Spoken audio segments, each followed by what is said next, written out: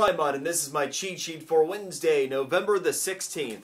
I was reading a nice story about how it's good to consider local businesses during the holiday shopping season. It was a piece that USA Today did, and one of the people they interviewed was a small business owner in Jupiter, Florida. So I was like, oh, that's nice. And then it dawned on me. They got into other reasons why it's nice to shop locally. But I realized that outside of a couple speeches at events this year, I haven't talked about the power of spending locally. And I like to do that every so often because it serves as a good reminder. Back in around, I think it was 2002, I was part of a survey with the U.S. Chamber of Commerce. What we did is we studied the impact of spending a dollar at a local business versus spending a dollar online or with a national company, even within a local community.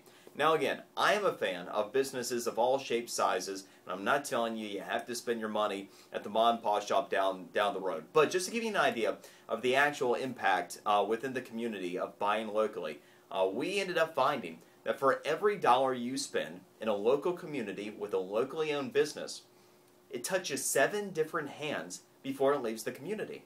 You're going, how is that possible? Let me give you an idea. Let's say you go to Mom and Pa's breakfast place down the road. Not only are you doing business there, but think of all the people that you come in contact with. You're going to end up giving a tip to the server. You have chefs that work there. You have a dishwasher. You have all the people responsible for cleaning the facility, the janitorial duties. You have even the owners themselves. By the time it gets done, and by the way, they take that money, and then what do? They go spend it in the community somewhere else. So you see the perpetuating impact of putting more money into the local community. What we find out is that 80% of all money spent in a local community stays in the local community. When you spend nationally, only about 40% of the money will filter its way back to the local community. So there's a multiplying impact of shopping at local businesses during the holidays. It's true all time of year, but certainly we tend to spend more money than we do this time of year than we would otherwise. So a 700% impact for every dollar you spend at a local business. Just a little food for thought, and I always like buying local when there is an option to do so. Okay, so we found out that it's really about our friends, not about the social network. Get this. 2/3 of adults, rounded off to 67% of all adults in this country, use some social networking on a regular basis.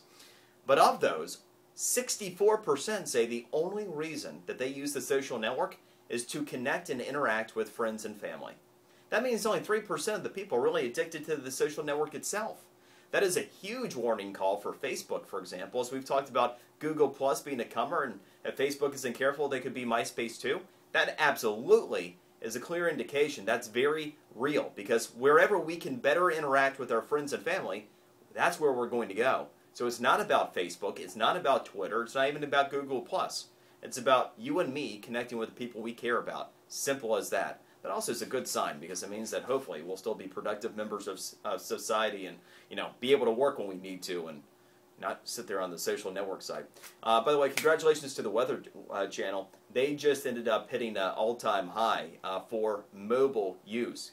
Get this, they're a top 20 traffic site online anyway, but last month they ended up having more people access them via mobile devices than they did on their website, and they are the top ranked mobile app right now for information purposes. That's the cheat sheet for today. We'll see you tomorrow.